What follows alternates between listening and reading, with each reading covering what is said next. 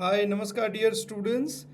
तो अभी हम important IMP drugs for various pharmacist licensing examinations like FPG, NAPLEX, OPRA, PEBC and PSI, ये सारी एग्जाम्स में पूछे जाने वाले मोस्ट कॉमन मेडिकेशंस की एग्जाम रिलेटेड इंपॉर्टेंट कॉन्सेप्ट्स के ऊपर जो डिस्कशन कर रहे हैं, ये सीरीज में आज के लेक्चर में we are going to discuss about the diuretics. तो डायूरेटिक्स क्यों इम्पोर्टेंट है? क्योंकि diuretics are use for various different purposes और उसके साथ जुड़े हुए बहुत सारे इलेक्ट्रोलाइट रिलेटेड और अदर प्रॉब्लम्स। तो डायूरेटिक्स भी एक बहुत ही कॉमन प्रिस्क्राइब मेडिकेशन है, इसीलिए हम एक्सपेक्ट कर सकते हैं few questions from the diuretics concepts. तो आज की क्लास में आप डायूरेटिक्स के बारे में बहुत कुछ जानोगे, okay, and those information and knowledge can help you to build your competencies and that can help you to pass your licensing exams। तो आगे बढ़ते हैं और डीप डाइव करते हैं ईच एंड एवरी कॉन्सेप्ट्स के ऊपर। चलो तो स्टार्ट करते हैं आज का लेक्चर डायूरेटिक्स। डन। सबसे पहले डायूरेटिक्स की जो बहुत ही बेसिक चीज़ों को समझना है, तो यहाँ से स्टार्ट करते हैं कि वेरियस टाइप ऑफ डायूरेटिक्स कौन कौन से class of diuretics.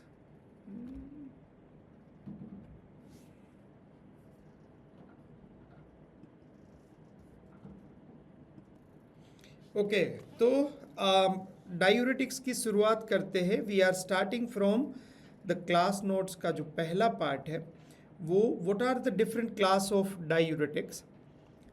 Thiazide diuretics, loop diuretics, potassium sparing diuretics, carbonic anhydrase and osmotic diuretics.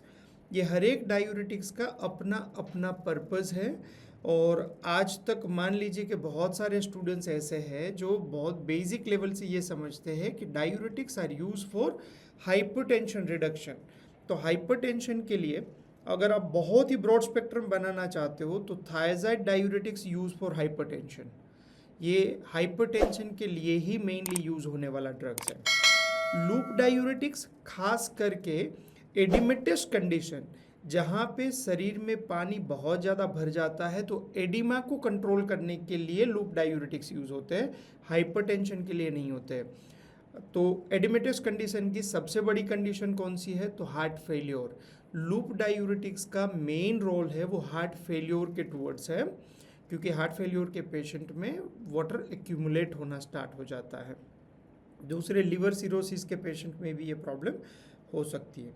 जब हम पोटेशियम स्पेरिंग डायूरेटिक्स बोलते हैं तो बहुत सारी बुक्स आपको पोटेशियम स्पेरिंग डायूरेटिक्स को बहुत जनरलाइज टर्म में एक्सप्लेन करती है, लेकिन आपको पोटेशियम स्पेरिंग डायूरेटिक्स को दो पार्ट में डिवाइड कर देना है। जैसे कि आप यहाँ पे देख रहे हो, एक है स्पाइरोनोलेक्टोन। अब स्पाइरोनोलेक्टोन एंड ट्राइमटेरिन ये दोनों ही पोटेशियम स्पेरिंग कैटेगरी में है, लेकिन आपको समझना इस तरह से है कि स्पाइरोनोलेक्टोन इज ए आल्डोस्टेरोन एंटागोनिस्ट। उसके बहुत ही अलग यूजेज है, उसके यूजर केसेस डिफरेंट है कंपेयर टू ट्राइमटेरिन एंड एमिलोराइड्स। ओके, तो ये पोटेशियम स्पेरिंग को दो पार्ट में डिवाइड कर दो, एक आल्डोस्टेरोन एंटागोनिस्ट और दूसरा है वो पोटेशियम स्पेरिंग डायूरेटिक्स, जैसे कि triamterene and amiloride. Triamterene and amilorides normally potassium sparing purpose के लिए यूज होता है। उसका मतलब क्या हुआ कि ऊपर वाले दोनों डायूरेटिक्स है जो थायजाइड एंड लूप डायूरेटिक्स, उससे शरीर में से पोटेशियम बहुत वेस्ट होता है। तो ये अगर हम कंबाइन कर दे ट्राइमटेरिन या तो एमिलोराइड्स को थायजाइड के साथ, तो थायजाइड से होने वाले पोटेशियम लॉस को ये कवर कर लेता है, इसीलिए इसको एक सपोर्टिव सिस्टम के रूप में देखा जाता है। That is not use as a monotherapy, वो मोनोथेरापी यूज नहीं होता है। ओके, और potassium sparing diuretics are consider as a better choice compare to the potassium supplements from the outside. Okay, तो ये मैग्नीशियम को भी रिजर्व करता है, पोटेशियम को भी रिजर्व करता है। That's why the whatever damage has occurred due to the thiazide diuretics that can be recovered with the help of potassium sparing diuretics. अब स्पाइरोनोलेक्टोन का बिल्कुल ही डिफरेंट यूजर केस है। वो खास करके हाइपर अल्डोस्टेरोइज्म की जो सिचुएशन है उसको ट्रीट करने में यूज़ होता है। उसका एक एग्जांपल एप्लेनोन भी है, वो आगे हम देखेंगे, अभी हम खाली ओवरव्यू कर रहे हैं।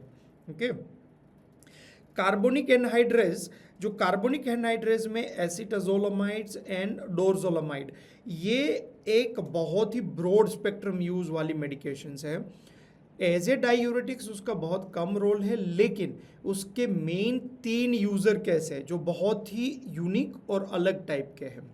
सबसे पहला जो यूजर केस है वो है ग्लूकोमा। ग्लूकोमा के पेशेंट में जो एक्वियस ह्यूमर का प्रोडक्शन होता है उसको कंट्रोल करने में this medication play very important role. और दूसरा जो इसका बहुत ही इंपॉर्टेंट यूजर केस है वो है माउंटेनियर सिकनेस। जब आप हाई एल्टीट्यूड पे जाते हो तो बहुत सारे लोगों को ब्रेन में और लंग्स में पानी भरने की जो समस्या होती है, that can be treated with the help of carbonic anhydrase inhibitors. तो ये बहुत यूनिक यूज़र केस है उसका। और तीसरा एपिलेप्सी के पेशेंट में भी यूज़ होता है। ओके, अब ऑस्मोटिक डायूरेटिक्स जो है वो फोर्स और प्रमोट करने के लिए ऐसी सिचुएशन में मैनिटोल, यूरिया, ऐसे जो ऑस्मोसिस के मैकेनिज्म से काम करके यूज़ होता है। तो ये एक टेबल को देख के आपको क्या करना है, सबसे पहले ये क्लास को क्लासिफाइड करके याद रखना है, उसके ब्रॉड स्पेक्ट्रम यूज़र केसेस को याद रखना है, तीसरा उसके एग्जाम्पल्स को याद करना है, और फोर्थ नंबर पे वो आपके नेफ्रॉन की साइट में कहाँ पे इफेक्ट उसकी प्रोड्यूस होती है। जैसे आप नेफ्रॉन देखते हो तो लूप ऑफ एनले होती है, प्रॉक्सिमल ट्यूब्यूल्स होती है, डिस्टल ट्यूब्यूल्स होती है। तो प्रॉक्सिमल ट्यूब्यूल्स में कौन काम कर रहा है, एसेंडिंग और डिसेंडिंग में कौन काम कर रहा है, लूप ऑफ एनले के जो 2 पार्ट्स है, ये आपकी प्रॉक्सिमल ट्यूब्यूल्स हो गई। उसके बाद ऐसे करके है, this is ascending, this is descending, proximal, distal, और यहाँ पे ये कलेक्टिंग वाला एरिया। ओके, तो ये अलग अलग नेफ्रॉन की साइट्स पर कौन सा डायूरेटिक्स कहाँ पे काम करता है, इतने पॉइंट्स को आपको कवर कर लेना जरूरी है ये टेबल से। ओके, अब यहाँ से आगे बढ़ते हैं। This is very very very very important point, very important point. Okay, अब इलेक्ट्रोलाइट्स को देखते हैं तो कैल्शियम, मैग्नीशियम, सोडियम, पोटेशियम, ये 4 इलेक्ट्रोलाइट्स को समझना बहुत ज़रूरी है। अलग अलग डायूरेटिक्स अलग अलग इलेक्ट्रोलाइट्स के ऊपर इफेक्ट करता है, और यहाँ से ही क्वेश्चंस आते हैं, क्योंकि हम अभी तक जो भी पढ़ाई किए हैं वहाँ पे we have studied more broad spectrum studies. All diuretics are losing the electrolytes. That was the general understanding that we have built. But over the period, now you are at the stage you have to understand in a proper format which diuretics is specifically affecting on which electrolytes and what level of effect that is going to produce. Okay, जैसे कि thiazide को देखोगे तो बहुत इत्मीनान से देखो तो थायजाइड में calcium, magnesium, sodium and potassium में मैग्नीशियम को भी लॉस कर रहा है, बाहर फेंक रहा है, मतलब बॉडी में उसका लेवल घट रहा है मैग्नीशियम का, सोडियम का भी घट रहा है, लेकिन रिलेटिवली पोटेशियम का बहुत ज़्यादा लॉस कर रहा है। ओके, लेकिन कैल्शियम को प्रिजर्व कर रहा है। ये 2 डायूरेटिक्स में से thiazide diuretics can cause hypercalcaemia. Hypercalcaemia cause करता है। हाइपोमैग्नीशियमिया होता है, सोडियम की लॉस को हाइपोनाइट्रेमिया बोलता है। नाइट्रेमिया का मतलब नाइट्रोजन नहीं है। ओके, हाइपोनाइट्रेमिया ऐसे लिखा जाता है। ओके, फिर ये पोटेशियम को हाइपोक्लेमिया बोला जाता है। ये पोटेशियम का के है, कैल्शियम का के नहीं है। तो हाइपोनाइट्रीमिया हाइपोकैलेमिया कोज करता है, हाइपोमैग्नीशियमिया कोज करता है, लेकिन हाइपरकैल्सीमिया करता है thiazide diuretics. That is very very important point that you have to keep in mind. Okay, दूसरा पॉइंट आप देखोगे तो यूरिक एसिड को सब बढ़ा रहे हैं, जितने भी डायूरेटिक्स है वो सब बढ़ा रहे हैं। उसका मतलब ये हुआ कि गाउट के पेशेंट में डायूरेटिक्स नहीं देना चाहिए। If patient is suffering from gout और डायूरेटिक्स ले रहा है तो उसके शरीर में यूरिक एसिड की कॉन्सेंट्रेशन बढ़ेगी and that can exacerbate the gout pain. Okay, तो गाउट की पेन होने की संभावनाएं बढ़ सकती है। दैट्स वाई यूरिक एसिड और सारे डायूरेटिक्स की इफेक्ट पॉसिबली इंक्रीज ही करता है। थायजाइड डायूरेटिक्स जो है वो ब्लड शुगर को इंक्रीज करता है और लिपिड के लेवल को भी बढ़ाता है। That's why patient those who are suffering from diabetes thiazide diuretics हो सके तो अवॉइड करना चाहिए। 2 रीजंस है, एक तो ब्लड शुगर बढ़ाता है और दूसरा लिपिड का लेवल बढ़ाता है। डायबिटीज़ में भी लिपिड लेवल बढ़ जाता है। तो ये पॉइंट्स आपको कैसे याद रखना है। थायजाइड डायूरेटिक्स कैन कोज 3 चीज़ों का हाइपो करता है। 3 चीज़ों का हाइपो किसका? हाइपोमैग्नीशियमिया, हाइपोनाइट्रेमिया एंड हाइपोकैल्सीमिया। Okay, hypokalemia. तो ये 3 का हाइपो हुआ। अब हाइपर किसका करता है? Hypercalcaemia, hyperuricaemia, okay, increase blood sugar and increase lipid level. तो 1 2 3 4 बढ़ता है, 3 घटता है। तो इतना याद रख लोगे तो थायजाइड ऑलमोस्ट आपके दिमाग में बैठ गया, ऐसा समझ के चलो। अब दूसरा point, hypokalemia can cause metabolic alkalosis. ये पॉइंट भी एग्जाम के पॉइंट ऑफ व्यू से बहुत ही इंपॉर्टेंट है। ओके, अब ये आप याद नहीं रख पाओगे क्योंकि आप भूल जाओगे। एग्जाम में ये क्वेश्चन तो 110% आना ही आना है कि thiazide diuretics can cause which of the following statement is true. Thiazide diuretics can cause the metabolic alkalosis और मेटाबॉलिक एसिडोसिस। तो आपको ये याद रखना कैसे है? पोटेशियम की फिजियोलॉजी को आप अगर अच्छे से समझोगे तो पोटेशियम की फिजियोलॉजी बहुत ही इंटरेस्टिंग है। नॉर्मली पोटेशियम कहाँ होता है? आप देखोगे तो नॉर्मली जो पोटेशियम है वो सेल के अंदर होता है पोटेशियम, और ये प्लाज्मा है। ओके, अब यहाँ से जैसे पोटेशियम का लॉस हुआ, जैसे डायूरेटिक्स दिया तो ये प्लाज्मा में से पोटेशियम का लॉस हुआ। अब यहाँ पे पोटेशियम की कमी हो गई, आपके ब्लड में पोटेशियम कम हुआ। उसका मतलब ये है कि सेल के अंदर से पोटेशियम का शिफ्टिंग हो जाएगा बाहर, क्योंकि यहाँ पे भी उसको मेंटेन करना है इक्विलिब्रियम, तो यहाँ पे पोटेशियम बाहर आएगा। अब पोटेशियम सेल के अंदर से बाहर आया तो यहाँ से किसी को तो अंदर जाना पड़ेगा। अब आयन गैप को मेंटेन करना है तो यहाँ से अंदर पॉजिटिव आयन में हाइड्रोजन जाएगा। हाइड्रोजन अंदर गया तो हाइड्रोजन की कमी हुई, यहाँ पे हाइड्रोजन कम हुआ। तो हाइड्रोजन कम होना मतलब एसिडिटी कम होना, एसिड कम होना, एसिड कम होना मतलब बेस बढ़ना। तो रिलेटिवली बेसिसिटी बढ़ती है, उसका मतलब अल्कलोसिस होता है। ये कॉन्सेप्ट याद करने के लिए 2 सेकंड आपको दिमाग में बिठाना पड़ेगा, otherwise you are going to get confused. कैसे होता है? Thiazide diuretics can cause hypokalemia.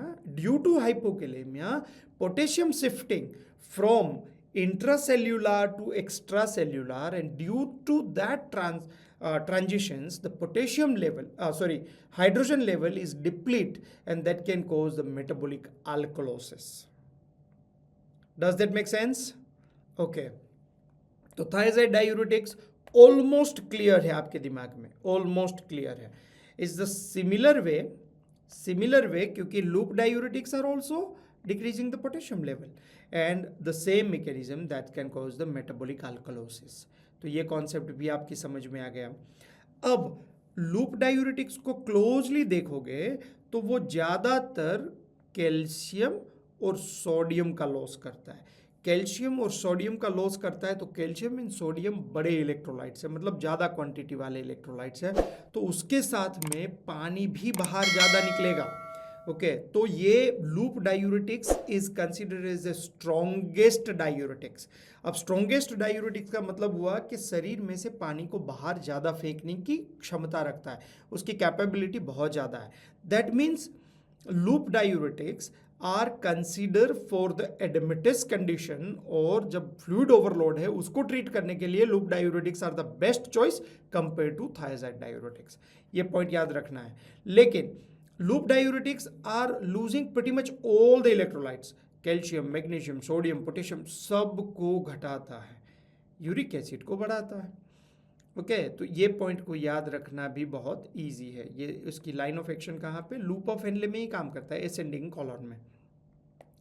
Okay, potassium sparing diuretics, नाम ही दिखाता है कि पोटेशियम को स्पेयर करता है, मतलब पोटेशियम को बचाता है।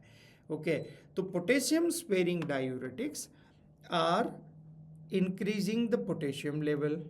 अब increasing the potassium level that can cause the metabolic acidosis. Okay, that से पोटेशियम लेवल बढ़ा, यहाँ पे पोटेशियम लेवल बढ़ा तो क्या होगा, अब ये पोटेशियम लेवल बढ़ा तो पोटेशियम शिफ्टिंग होगा इनसाइड, तो हाइड्रोजन बाहर आएगा तो एसिड कंटेंट बढ़ेगा, तो that's called the metabolic acidosis. अब आपको ये तीन मेजर पार्ट है थायजाइड, लूप एंड पोटेशियम में से आपको कोई भी कुछ भी पूछे मेटाबॉलिक इफेक्ट क्या है, एसिडोसिस है अल्कोलोसिस है, तो वो दिमाग में होना बहुत ही ज़रूरी है। ओके, और पोटेशियम की फिजियोलॉजी को जब पढ़ोगे तो आप बेहतर ढंग से उसको समझ पाओगे, लेकिन यहाँ पे आपको ये तीन कॉन्सेप्ट्स के बारे में समझ होना बहुत ही कॉमन है। साथ साथ में दूसरा इंटरेस्टिंग फैक्ट क्या दिख रहा है, देखो सोडियम तीनों में घट रहा है, यहाँ पे पोटेशियम प्रिजर्व हो रहा है, साथ साथ में मैग्नीशियम भी प्रिजर्व हो रहा है।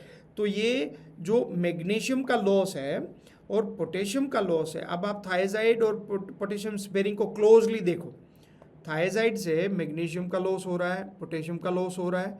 ओके, अब पोटेशियम स्पेरिंग ये दोनों लॉस को रिकवर कर रहा है। That's why potassium sparing diuretics are given as a combination therapy with the thiazide diuretics. Okay, ताकि इलेक्ट्रोलाइट को बैलेंस कर सके। Good. Carbonic anhydrase inhibitors, carbonic anhydrase inhibitor में क्या होता है, हाइपर क्लोरेमिक, मतलब क्लोराइड का लेवल बढ़ जाता है, क्लोराइड का लेवल बढ़ जाता है, और क्लोराइड का लेवल बढ़ता है तो बाइकार्बोनेट का लेवल कम हो जाता है। ओके, बाइकार्बोनेट का लेवल कम हो जाता है। अब बाइकार्बोनेट का लेवल कम हुआ तो इसीलिए इसको कार्बोनिक एनहाइड्रेज इनिबिटर्स कार्बोनिक का लेवल, बाइकार्बोनेट का लेवल डिप्लीट करता है, and due to that bicarbonate का लेवल कम होता है तो मेटाबॉलिकली ये एसिडिक की तरफ गया, क्योंकि ये तो बेसिक है ना, तो बेस कम हुआ तो एसिड बढ़ गया। लेकिन यूरिन की पीएच कैसी हो जाएगी, यूरिन में तो बाइकार्बोनेट आ गया तो यूरिन की पीएच अल्कलाइन हो जाएगी। ओके, तो कार्बोनिक एनहाइड्रेज में से ऐसे इंटरेस्टिंग क्वेश्चंस आप एग्जाम में एक्सपेक्ट कर सकते हो। अगर अब तक हमने 5-10 मिनट जो भी डिस्कशन किया इतना भी आप अच्छे से समझ लोगे तो बहुत सारे इलेक्ट्रोलाइट रिलेटेड और इसके प्राइमरी यूज के रिलेटेड क्वेश्चंस को आप हैंडल कर पाओगे। आई होप आप एंजॉय करते होंगे जो अभी हम पढ़ा रहे हैं उसको। डन। ब्लड शुगर लेवल भी इंक्रीज होता है। ऑस्मोटिक डायूरेसिस का अलग ही रोल है। ओके, ये दो टेबल को समझने के बाद आपका एक फाउंडेशन थोड़ा सा क्लियर हो गया है। अब हम इंडिविजुअलाइज्ड कैटेगरीज में जाते हैं। आल्डोस्टेरोन एंटागोनिस्ट, देखिए हम पोटेशियम स्पेरिंग में दो पार्ट डिवाइड कर देते हैं, aldosterone antagonist and potassium sparing diuretics. अब एप्लारेनोन एंड स्पाइरोनोलेक्टोन, एप्लारेनोन एंड स्पाइरोनोलेक्टोन ये आल्डोस्टेरोन के एंटागोनिस्ट है। अमिलोराइड्स and ट्राइमटेरिन, these are the potassium sparing diuretics। अब अल्डोस्टेरोन एंटागोनिस्ट को समझने से पहले अल्डोस्टेरोन को समझना जरूरी है। अब अल्डोस्टेरोन क्या करता है, उसकी फिजियोलॉजी क्या है, तो aldosterone is consider as a endogenous, मतलब शरीर में उत्पन्न होने वाला मिनरलोकोर्टिकोस्टेरॉइड्स, ये स्टेरॉइड है मिनरलोकोर्टिकोस्टेरॉइड। Mineralocorticosteroids are responsible for maintaining the mineral concentration, that means electrolyte को बैलेंस करने का काम अल्डोस्टेरोन करता है। अब अल्डोस्टेरोन का प्राइमरी काम क्या है, सोडियम एंड वाटर का रिटेंशन। समझिएगा, ये फिजियोलॉजी बहुत इंपॉर्टेंट है। सोडियम एंड वाटर का रिटेंशन और पोटेशियम को बाहर फेंकता है और सोडियम और वाटर को शरीर में रिटेन करता है। अब अल्डोस्टेरोन के एंटागोनिस्ट देंगे तो ये प्रोसेस उल्टी हो जाएगी, मतलब सोडियम एंड वाटर का लॉस होगा एंड पोटेशियम की प्रिजर्व होगी, इसीलिए उसको पोटेशियम स्पेरिंग डायूरेटिक्स बोलते हैं। दूसरी चीज, अब यही सिचुएशन में अल्डोस्टेरोन के पास वो वैसे सेक्स स्टेरॉइड्स वाला भी उसका जो रोल है एंड्रोजेनिक इफेक्ट है, तो ये मेडिकेशन खास करके स्पाइरोनोलेक्टोन जो है वो एंड्रोजेनिक इफेक्ट को भी रूल आउट करता है, उसको भी एंटागोनाइज्ड करता है। अब एंड्रोजेनिक इफेक्ट मतलब क्या? तो टेस्टोस्टेरोन जैसी इफेक्ट, मतलब मेल में टेस्टोस्टेरोन्स होता है, उसको एंड्रोजन बोलते हैं। अब मान लीजिए कि किसी फीमेल में रिलेटिवली एंड्रोजन्स का लेवल ज़्यादा है, रिलेटिवली, तो वो सिचुएशन में उसको हाइरूटिज्म होगा, ओके, उसकी स्किन जो है वो रफ होगी और एक्ने की प्रॉब्लम्स होगी। तो spironolactone can be used for hirsutism, ज़्यादा हेयर या तो उसकी जो रफ स्किन है उसके लिए भी स्पाइरोनोलेक्टोन फीमेल्स को दिए जाते हैं। तो ये एक उसका एक यूनिक यूज़र केस हो गया। दूसरा यूज़र केस क्या है? तो spironolactone can be given for the heart failure patient. Heart failure patient में कंपनसेटरी मैकेनिज्म से aldosterone का लेवल बढ़ जाता है, ओके। तो in that situation the heart failure patients have a relatively higher aldosterone, और उसकी इफेक्ट को बंद करने की या तो ब्लॉक करने के लिए spironolactone and eplerenone can be given to the heart failure patient as well. अब ये दोनों की कंपैरिजन को देखोगे तो spironolactone have relatively sexual disturbance की साइड इफेक्ट्स ज़्यादा है। सेक्सुअल डिस्टर्बेंस में क्या क्या होता है? एक तो जिसको हम गाइनेकोमास्टिया बोलते हैं या तो जिनेकोमास्टिया बोलते हैं, जो भी आप प्रोनाउंशिएट जैसे भी करो, पर नॉर्मल जो उसका लेमेन वर्ड है that is called the male boobs, okay.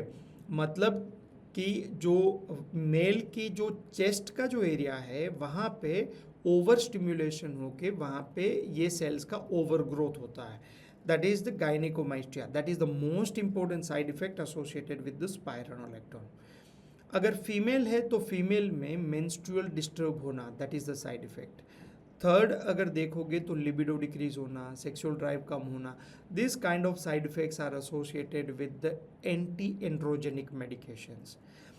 अब स्पाइरोनोलेक्टोन के साथ ये हार्मोनल जो इफेक्ट है वो ज़्यादा है कंपेयर टू एप्लारेनोन, इसीलिए eplerenone is considered as a more selective medication with the less hormonal side effects, or eplarinon is playing very important role in heart failure patients, okay।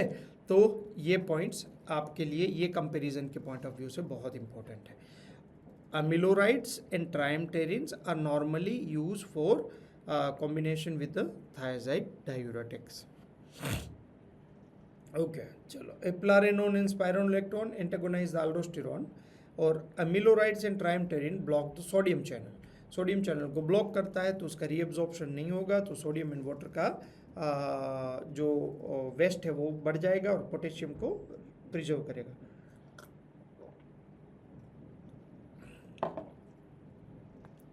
Week diuretics है, okay. अब severe hyperkalaemia हो सकता है कैसे patient में? जो renal empire वाले हैं, या तो एस इनिबिटर्स या तो ARBS ले रहे हैं या तो पोटेशियम सप्लीमेंट्स ले रहे हैं, क्योंकि 3.5 to 5.5 मिलीमोल मतलब पोटेशियम की रेंज है वो बहुत कम है। अगर पोटेशियम का लेवल बढ़ जाता है तो दैट कैन कॉज अरीथमिया, इसीलिए पोटेशियम स्पेरिंग डायूरेटिक्स के साथ अगर हम, क्योंकि एस इनिबिटर्स एंड ARBS भी पोटेशियम लेवल को बढ़ाता है, तो ये कॉम्बिनेशन होगा तो that can cause a severe hyperkalaemia, okay. और potassium supplements also increase the potassium level, तो ये पॉइंट याद रखना जरूरी है। अब कंपेरेटिव इन्फॉर्मेशन में एमिलोराइड्स, ट्राइमटेरिन, स्पाइरोनोलेक्टोन एंड एप्लारेनोन, ये चारों की अगर हमें कंपैरिजन देखनी है तो अमिलोराइड्स क्या करता है? That's the prevent hypokalaemia. Prevent hypokalaemia मतलब पोटेशियम को स्पेयर करता है, मैग्नीशियम की लॉस को भी रिड्यूस करता है, जैसे हमने वो आगे टेबल में देखा था, तो मैग्नीशियम लॉस को भी रिड्यूस करता है। देखिए, अगर आप थरोली नहीं समझोगे ना तो ये याद रखना इम्पॉसिबल है। आप कितना याद रख पाओगे? मतलब पागल हो जाओगे कि इतनी चीज़ों को आप याद कर पाओगे। इसीलिए कॉन्सेप्चुअल जाओगे तो फिर एग्जाम में कैसे भी करके क्वेश्चन आते हैं, तो you are at the position to handle those questions. Preferred over potassium supplements due to better tolerability and convenience, क्योंकि जैसे थायजाइड डायूरेटिक्स की वजह से अगर पोटेशियम का लॉस हुआ तो हम पोटेशियम सप्लीमेंट से भी इसको रिकवर कर सकते हैं, लेकिन इससे बेहतर है कि हम उसको पोटेशियम स्पेरिंग डायूरेटिक्स दें। Okay, this available in combination with hydrochlorothiazide. Hydrochlorothiazide के साथ अमिलोराइड्स इज अवाइबल इन कॉम्बिनेशन। हाइड्रोक्लोरोथाइजाइड इस तरह से लिखा जाता है, hydrochlorothiazide 50 milligram is often too high, खास करके 25 milligram is needed for the hypertension. Okay, amilorides doesn't reduce the magnesium loss, triamterene जैसे अमिलोराइड मैग्नीशियम लॉस को प्रिवेंट करता है, ऐसे ट्राइमटेरिन का इफेक्ट मैग्नीशियम लॉस पे कम है। लेकिन ट्राइमटेरिन ट्राइमिथोप्रिम जैसा नाम दिख रहा है, देखिए ट्राइमिथोप्रिम। ट्राइमिथोप्रिम क्या करता है? डायहाइड्रोफोलेट रिडक्टेज के ऊपर इफेक्ट करता है। इसकी वजह से क्या होता है कि फॉलिक एसिड की डेफिशिएंसी होती है। ओके, डायहाइड्रोफोलेट रिडक्टेज से फॉलिक एसिड की डेफिशिएंसी होती है। फॉलिक एसिड की डेफिशिएंसी से क्या होता है? Megaloblastic anaemia. मेगालोब्लास्टिक एनीमिया होने के दो मेन रीजंस होते हैं, या तो विटामिन B12 की डेफिशिएंसी है या तो फॉलिक एसिड की डेफिशिएंसी है। तो एग्जाम में कैसे भी करके आपको क्वेश्चन पूछे कि भाई ट्राइमटेरिन लेने से which kind of anaemia can occur, तो आपको पहले तो ट्राइमटेरिन से नाम में एक गड़बड़ी क्लियर हो गई। ट्राइमिथोप्रिम एंड ट्राइमटेरिन सिमिलर, उसकी फार्माकोफोर जैसा स्ट्रक्चर्ड है, तो वो सिचुएशन में ट्राइमटेरिन can inhibit the dihydrofolate reductase, and due to that decrease the folic acid level, and due to decrease the folic acid level, that can cause the megaloblastic anemia. That is the most important point we have to keep in mind. हाइड्रोक्लोरोथाइजाइड के साथ में combination में available है। तो पहले ये दो के बारे में हमें बेहतर समझ आ गई। अब स्पाइरोनोलेक्टोन को देखो तो potassium sparing plus anti androgenic effect, anti androgenic देखा, इसकी वजह से एंड्रोजेनिक की वजह से गायनिकोमास्टिया होता है, मेंस्ट्रुअल अबनॉर्मलिटी होती है, सेक्सुअल डिसफंक्शन होता है। Okay, most effective where aldosterone levels are high. Okay, hyperaldosteronism, cirrhosis, इस तरह की कंडीशंस अगर है तो वो सिचुएशन में medication can be given. Use क्या है? प्राइमरी हाइपर अल्डोस्टेरोइज्म के ट्रीटमेंट के लिए, रिफ्रैक्टरी ओडिमा के लिए, हाइरिटिज्म के लिए एंड हार्ट फेलियर के लिए। Okay, 25 milligram per day is a low dose that decrease the mortality and hospitalization in heart failure के लिए अच्छा यूज़ है। रिस्क ऑफ हाइपरकेलेमिया हो सकता है and not preferred for preventing diuretic induce hypokalaemia. क्यों? अगर थायजाइड या तो लूप डायूरेटिक से हाइपोकेलेमिया है तो इसके लिए स्पाइरोनोलेक्टोन को नहीं यूज़ करना चाहिए, क्योंकि इसकी साइड इफेक्ट ज़्यादा है। इससे तो बेहतर है कि हम अमिलोराइड या तो ट्राइमटेरिन का यूज़ करें। ओके, तो spironolactone is not use as a potassium को स्पेयर करने के पॉइंट ऑफ व्यू से यूज़ नहीं करना चाहिए। उसका अगर बड़ा रोल है तभी जाके यूज़ करना चाहिए, क्योंकि spironolactone associated with the major side effects. पर eplerenone has a fewer hormonal side effects compared to the spironolactone, that's why we have to prefer the eplaranon. लेकिन इसके मेटाबोलिज्म एक एंजाइम साइटोक्रोम P4-5 वाले जो ये 3A4 सिस्टम से है, इसीलिए ड्रग इंटरेक्शन का पोटेंशियल ज़्यादा है। ओके, और eplerenone is mainly use for post myocardial infarction and heart failure के पेशेंट के लिए इम्पोर्टेंट है। हालांकि long term head on head studies नहीं है, पर इसका हमें इतना इम्पोर्टेंट नहीं है अभी के पॉइंट ऑफ व्यू से। तो eplerenone added to the standard therapy and decrease the mortality and morbidity. Don't take potassium supplements, ये हम काउंसलिंग में उसको बता सकते हैं। तो अब तक हमने एक तो पोटेशियम स्पेरिंग डायूरेटिक्स के बारे में देख लिया, और जो ओवरऑल डायूरेटिक्स के सारे पॉइंट्स हैं उसको कवर कर लिया। अब दूसरी क्लास में जाते हैं, थायजाइड डायूरेटिक्स। थायजाइड डायूरेटिक्स में हाइड्रोक्लोरोथाइजाइड, इंडेपेमाइड, क्लोरथेलिडोन। ओके, तो ये मेडिकेशंस के नाम में आपको इंडेपेमाइड कंफ्यूजन में नहीं आना है। बहुत टाइम ऐसा क्वेश्चन पूछता है कि indapamide is comes under which of the following class of medications. Okay, thiazide diuretics या तो डायूरेटिक्स या तो दूसरा कोई नाम आपके सामने आएगा, पर आप भूलना नहीं है। आगे हमने जो अमिलोराइड्स देखा था, तो आपको नाम से कंफ्यूज नहीं होना है। अम्लोडिपिन डिफरेंट है, अमिलोराइड्स डिफरेंट है। ओके, अमियोडेरोन डिफरेंट है, और तीनों कार्डियोवैस्कुलर में यूज होते हैं। अम्लोडिपिन जो है वो निफिडिपिन ग्रुप का कैल्शियम चैनल ब्लॉकर है। अमिलोराइड है ओके, अम्योडेरोन है वो पोटेशियम चैनल ब्लॉकर्स अरीथमिया में यूज होता है, और amilorides is use as a potassium sparing diuretics. Moderately potent diuretics क्योंकि मॉडरेटली पोटेंट है उससे। सोडियम एंड क्लोराइड के रीएब्जॉर्प्शन को इनहिबिट करता है, increase the potassium excretion, low dose, ये उसका मेन पर्पस है।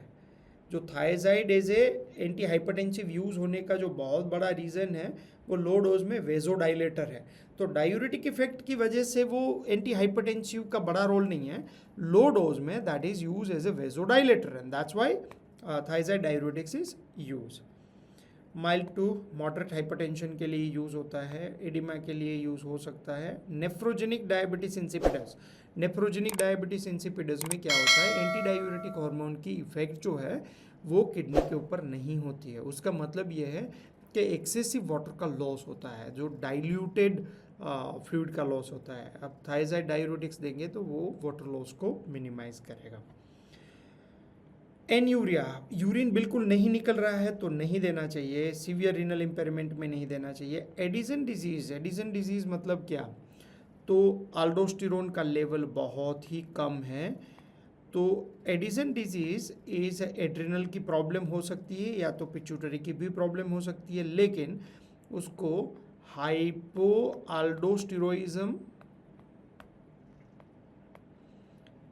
ओके, तो वो सिचुएशन में नहीं देना चाहिए। Okay, hepatic pre coma and coma, और यहाँ पे ग्लूकोकोर्टिकोस्टेरॉइड्स एंड मिनरलोकोर्टिकोस्टेरॉइड्स दोनों की डेफिशिएंसी है बॉडी में, तो वो सिचुएशन में replacement therapy is the most important part. Okay, good. Gout में नहीं देना चाहिए क्योंकि that can cause the hyperuricaemia. Heart failure with oedema, risk of hyponatraemia, sodium का लेवल चेंज हो जाता है, क्योंकि ऐसे एक तो सॉल्ट रिस्ट्रिक्शन है तो फिर प्रॉब्लम बढ़ सकती है।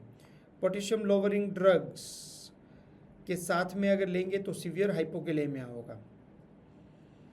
ओके, रीनल इम्पेयरमेंट के सिचुएशन में less effective as a diuretics, क्योंकि फिर तो रीनल अपने प्रोटेक्शन मोड में चली जाती है तो ज़्यादा इफेक्ट नहीं कर पाता है। अगर उसका creatinine clearance is less than 25 ml per minute। Okay, effective anti hypertensive at the low dose in combination with the loop diuretics in heart failure patient में वर्स द रीनल परफ्यूजन, क्योंकि वो दोनों ही अलग अलग जगहों पे इफेक्ट करेगा तो रीनल फिल्ट्रेशन को इम्पेयर कर सकता है। Hepatic coma in encephalopathy from the electrolyte imbalance की वजह से ये हो सकता है। एल्डरली पेशेंट्स में इलेक्ट्रोलाइट की जो डिस्टर्बेंस होती है उससे ऑर्थोस्टेटिक हाइपोटेंशन हो सकता है, और सबसे इम्पोर्टेंट जब इलेक्ट्रोलाइट की इम्बैलेंस होती है तो that's electrolyte imbalance cause the night cramp, पैरों में खास करके नीचे आपकी जो काफ मसल्स होती है वहाँ पे क्रैम्प आते हैं, और अगर आप वर्कआउट करते हैं या तो आप दौड़ते लंबा है या तो ऐसी सिचुएशन में भी अगर क्रैम्प आ रहे हैं ना, तो वो प्रोबेबली इलेक्ट्रोलाइट की इम्बैलेंस का एक रीज़न हो सकता है। प्रेगनेंसी में अवॉइड करना चाहिए क्योंकि इलेक्ट्रोलाइट की इम्बैलेंस की वजह से और न्यूनेंटल थ्रोम्बोसाइटोपेनिया का रिस्क बढ़ जाता है। ओके, डिजीनेस, अब एडवर्स इफेक्ट को देखोगे तो common, infrequent and rare. Dizziness, weakness, muscle cramp and polyuria ये जस्टिफाइबल है, क्योंकि इलेक्ट्रोलाइट आप डिहाइड्रेट फील करोगे तो वीकनेस एंड डिजीनेस तो आएगी, मसल क्रैम्प आएगा इलेक्ट्रोलाइट की इम्बैलेंस से, पोलीयूरिया ज़्यादा आपको बार बार यूरिनेशन के लिए जाना पड़ेगा। अब इसकी वजह से आपका ब्लड प्रेशर रिड्यूस हुआ है वॉल्यूम डिप्लीशन की वजह से, तो ऑर्थोस्टेटिक हाइपोटेंशन होगा, हाइपोनाइट्रीमिया होगा क्योंकि सोडियम का लेवल कम होगा, हाइपोकेलेमिया होगा, पोटेशियम लेवल लो होगा, हाइपर यूरिसेमिया होगा क्योंकि यूरिक एसिड का लेवल ज़्यादा है, हाइपोक्लोरेमिक अल्कलोसिस हो सकता है, और हाइपोमैग्नीशियमिया होगा। ये सारे पॉइंट्स जस्टिफाइबल है। एग्जाम में क्वेश्चन पूछा जा सकता है कि विच of the following is not the side effect associated with the thiazide diuretics, तो आप उसको अंडरस्टैंड कर पाओगे। इनफ्रीक्वेंट में हाइपरग्लाइसेमिया होता है, हाइपरकैल्सीमिया होता है, ब्लड विजन, इम्पोर्टेंसी, रेस, ये सारी चीज़ें हो सकती है, डिसलिपिडेमिया भी होता है। अब इतनी सारी चीज़ें लिखी है, लेकिन आप अगर वो टेबल को अब समझोगे तो वो टेबल में सारी चीज़ें हमने ईजिली मेंशन करके समझा दी है। Nausea, vomiting, constipation and diarrhea ये हो सकता है। पेरास्थेसिया और रेयर साइड इफेक्ट्स में pancreatitis, this kind of problems, but is a very rare. तो मोस्ट कॉमनली यूज़ होने वाली मेडिकेशन है, ऐसा भी नहीं है कि ये कॉमन नहीं यूज़ होती है। एक ग्रेन्युलोसाइटोसिस है, प्लास्टिक एनीमिया, और ये सारी चीज़ें आप एक बार रिव्यू में डाल सकते हो कि देख लेना है। कंपेरेटिव इंफॉर्मेशन में सारे agents are equally effective. Indapamide, no lower risk of hyponatraemia than the others, तो ये सारे एक जैसे ही है। Hydrochlorothiazide combine with combination products में पोटेशियम स्पेरिंग डायूरेटिक्स के साथ में आता है, क्योंकि थाइजाइड के साथ ये कॉम्बिनेशन पोटेशियम लॉस और पोटेशियम स्पेरिंग को कवर कर लेता है। एसी इनिबिटर्स के साथ में कंबाइन में आता है, क्योंकि एसी इनिबिटर्स पोटेशियम को स्पेयर करता है, वो भी हाइपरटेंशन को कंट्रोल करने में यूज़ होता है। हाइड्रोक्लोरोथाइज भी हाइपरटेंशन को कंट्रोल करने में यूज़ होता है, उससे पोटेशियम लॉस होता है। तो एक दूसरे की साइड इफेक्ट्स एक दूसरे को कंपनसेट कर लेती है। और एंजियोटेंसिन 2 एंटागोनिस्ट के साथ में, तो लो डोज में ये कॉम्बिनेशन मैनेज करवा सकते हैं। Indapamide is available in combination with the perindopril, ACE inhibitor, इसके साथ में कॉम्बिनेशन में। कॉम्बिनेशन प्रोडक्ट्स आर इनफ्लेक्सिबल, वो तो कॉमन है, क्योंकि जब कॉम्बिनेशन है तो आपके पास फ्लेक्सिबिलिटी कम हो जाती है, क्योंकि ऑलरेडी प्रोडक्ट के अंदर कॉम्बिनेशंस है। Sometime the sub optical diuretic dose of hydrochlorothiazide होता है 12.5 मिलीग्राम हाइड्रोक्लोरोथाइजाइड है। एक्चुअली हमें हाइड्रोक्लोरोथाइजाइड 25 मिलीग्राम तक चाहिए। ओके, तो ये थोड़ा सा सब ऑप्टिमल है, पर यहाँ पे क्या होता है, दूसरे से कंपनसेट होता है, तो दोनों की इफेक्ट को कंबाइन करके we can get the marginal blood pressure reduction. Not for the initial therapy, only in the patient with the stabilized and similar monotherapy doses. Generally ये जो एसी इनिबिटर्स और इसकी जो कॉम्बिनेशंस है वो बाद में दी जाती है, इनिशियली कॉम्बिनेशंस बहुत स्टार्ट नहीं करते। ओके, डिजीनेस ऑन स्टैंडिंग, उसका मतलब क्या हुआ, पोस्टल हाइपोटेंशन। तो आपको पेशेंट को समझाना है कि when you start with this medication might be you are going to feel dizzy, and also you don't have to change your position suddenly. If you are going to change your position suddenly, might be you are going to get the blackouts and that increase the risk of fall. Okay, तो ये point बहुत important है। Severe heart failure may be combined with the loop diuretics to enhance the diuresis effect. Low dose 25 milligram reduce the metabolic side effects. Diuresis induce hypokalaemia को manage करने के लिए minimise the dose, risk lower than the use ACE inhibitors and ARBs, check the hypomagnesaemia if the potassium is hard to correct, क्योंकि ये दोनों एक दूसरे के साथ में कंपनसेशन में काम करते हैं, और पोटेशियम लेवल को चेक करना जरूरी है। मैग्नीशियम के लिए एक मैं आपको जनरल पॉइंट्स भी बता सकता हूँ कि magnesium is good for reducing blood pressure. Magnesium is a first line therapy for the eclampsia pregnancy में जब ये ब्लड प्रेशर का इश्यूज है। मैग्नीशियम कम होने की वजह से इरिटेशंस भी आता है, नींद भी अच्छी नहीं आती है, इसीलिए बहुत सारे लोग रिकमेंड करते हैं कि आप इप्सम सॉल्ट को पानी में भिगो के उसमें आपके पैर को डुबाओगे, तो वहाँ से जो आपकी स्किन की सरफेस है वहाँ से पोटेशियम की एब्जॉर्प्शन होगी, and that can improve your quality of sleep, and that also can make you काम, एंड ब्लड प्रेशर में राहत मिल सकती है। ये आजकल लोग बहुत करते हैं, और कुछ लोग बाथ टब में डाल के भी उसमें अपने बॉडी को सोक करते हैं, इप्सम सॉल्ट जो मैग्नीशियम का सोर्स है उसको। डन, तो ये एक एक्स्ट्रा एडवाइस हो गई। अब use the potassium supplements, potassium sparing diuretics, और 600 मिलीग्राम और 8 मिलीमोल।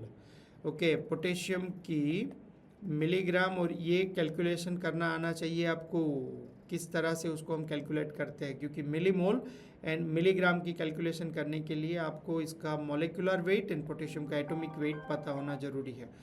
जैसे पोटेशियम का एटॉमिक वेट पता होगा तो ये मॉलिक्यूलर वेट जितने मिलीग्राम में इतने मिलीग्राम पोटेशियम है, उस हिसाब से आप कैलकुलेट कर सकते हो। रिप्लेसमेंट थेरेपी में 20 to 60 मिलीमोल पर डे इज रिक्वायर्ड। ओके, अब ये पोटेशियम हाइपोकैलेमिया मैनेजमेंट में आप थोड़ा ज़्यादा सीखोगे, पर अभी यहाँ पे इतना बहुत हो गया। Loop diuretics, furosemide, bumetanide and ethacrynic acid inhibit the sodium and chloride reabsorption. कहाँ पे करता है? बहुत पोटेंट डायूरेटिक्स है। Rapid intense diuresis, shorter duration of action, dose response is linear, जैसे डोज बढ़ाओगे वैसे वैसे रिस्पॉन्स बढ़ता जाएगा। मेन इंडिकेशंस कहाँ पे? हार्ट फेल्यूर में, हेपेटिक सिरोसिस में, रीनल इम्पेयरमेंट में, नेफ्रोटिक सिंड्रोम में।